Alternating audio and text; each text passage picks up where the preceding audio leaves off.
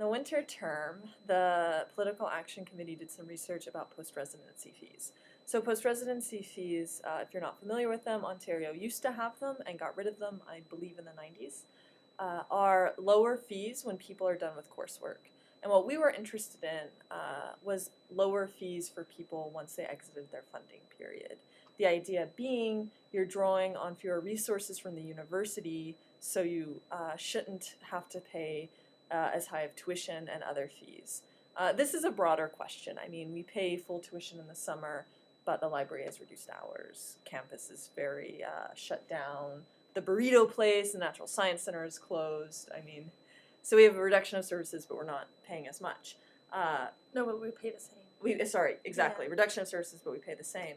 How does this relate to us as TAs? Well, we give so much to the university for 4 years that we were interested in post-residency fees as a way of giving back when TAs were done and needed extra time to finish their degree. Our employment lives are just so intricately tied to our student lives that you can't neatly parse them out. So I will be circulating the report that the Political Action Committee did on post-residency fees for your information, and I'd love to begin a dialogue around student fees at Western. And, you know, this is one of the basic issues that's going on in Quebec as well. Yeah, in terms of tuition and also in terms of the creation of debt load. I mean, I would say, like, yeah, as TAs, we give a lot to this institution. And we, in many cases, give so much that we actually do delay our completion, which pushes us into the 5th year. Some of us are lucky and are able to continue to maintain like external scholarships like OGS, SHRC, and NSERC, and this sort of thing. Sometimes our departments are able to help us out with, sessional positions, or occasionally like a TA ship into the 5th year. But this is becoming more and more of a rarity, in part because of a larger systemic problem in Ontario, which is that no new full-time faculty is really getting hired. And so all of the people who have graduated with PhDs are basically competing quite animatedly for sessional positions. It used to be that, in your 5th year, you would quite often maybe be offered like a course to help get you through, and then maybe there'd be like a 5th year OGS or something available. In the past few years, though, both of those areas of like opportunity for like economic self-sustenance have really dried up. They cut, the provincial government took a huge chunk out of the sort of pool of funding that was assigned towards external scholarships like OGS and SHRC and stuff like that. So I know a lot of people who, it was almost customary if you had held OGS in your 4th year to hold it in your 5th. I know a lot of people who didn't.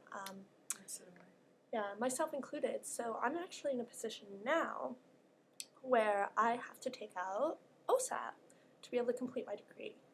And because there's no such thing as post-residency fees, even though I'm not taking courses, and the only resources, I'm not even entitled to an office here anymore, so the only resources I'll be using on campus are the library, and I don't like thinking of my dissertation supervisors as resources that I use. I like thinking them as like, scholars that I respect and Human work beings. with, humans, but in neoliberal parlance, we could say resources that I have access to, is, pretty, I'm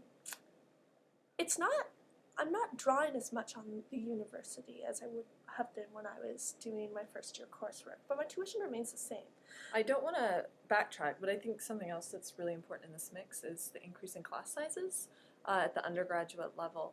And so they need fewer TAs, and they need fewer professors because they're increasing the number of students they stick in a course, which is cheaper for the university, but it's worse for us. It's worse because it doesn't create new jobs, and it's worse for us currently because it means that our workload is increasing. And given the recent report from the provincial government about their vision for education in Ontario, I'm worried that it's going to continue to increase exponentially.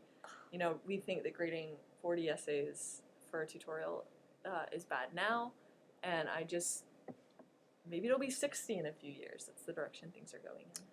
I also think in general that, like, in the larger cultural discourse of the value of post-secondary education, like, these sort of schemes are actually making it nearly impossible to teach properly. And so what's happening is, at the end of the day, the people who are really suffering for this are undergraduate students who are paying increased tuition to receive actually less, straight up, objectively, less obstruction, More less obstruction. instruction, more abstraction.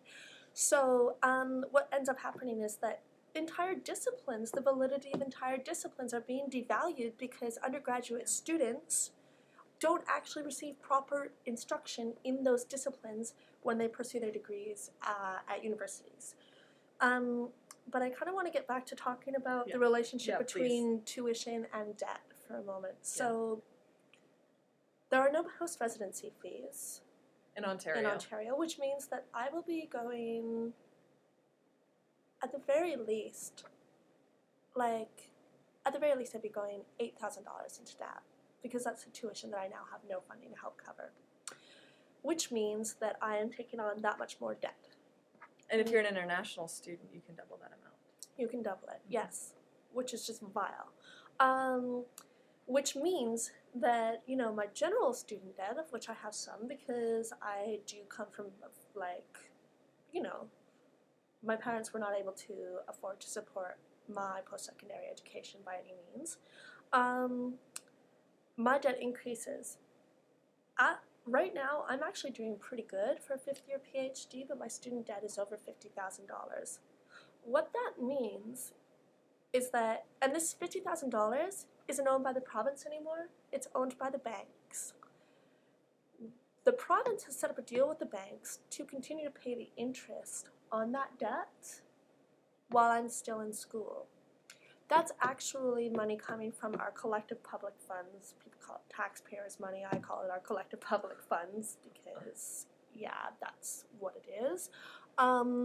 Money is actually being siphoned off from our collective public funds to pay the interest on my debt to the banks that now own it. And in point of fact, that interest is actually higher annually. The money that's coming out of the public collective funds to pay the interest on my debt is actually higher than my tuition. So let's think about this. So who's making money here? Because it's not the universities. That was rhetorical, wasn't it? Yeah. Sorry. But yeah, it's the banks. It's the way the system is set up. And the students in Quebec are very well aware of this. Maybe because it's so blatant in Quebec. The provost at McGill, the provost at Concordia, both of them have positions on the boards of directors of Bank of Montreal and RBC, I believe, respectively. And Quebec doesn't have the same tradition of student debt that we do in Ontario because for a long time its tuition fees were quite low. And they also have a history of a lot of other really great social programs, like daycare, I think, is on average $7 per day on average. Mm-hmm.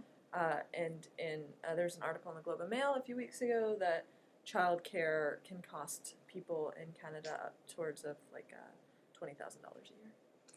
Yeah, and I mean the thing is here, like, you'll actually see that all of these pushes towards reducing social programs in Quebec in general, including imposing a $200 a year flat tax for access to the healthcare system, coincide with a budget crisis, which coincides with a massive cut to corporate taxes.